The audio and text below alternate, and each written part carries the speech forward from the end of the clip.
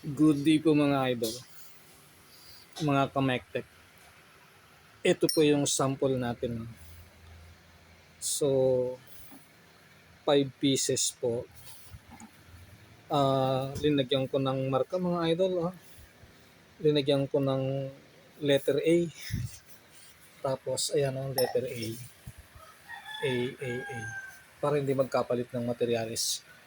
Ayan linagyan ko ng marka. Ayan para hindi magkapalit.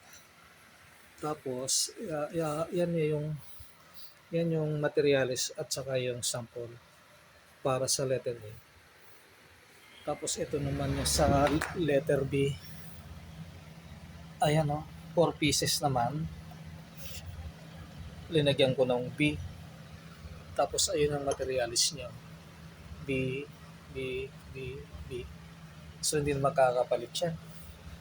Hindi na malilito ang operator natin yan. Baka kasi magkapalit. Iba yung haba ng sample. Magkaiba ng haba yung dalawang sample. Kaya iniiwasan natin na magkapalit. Yun lang po. Salamat. Bye-bye.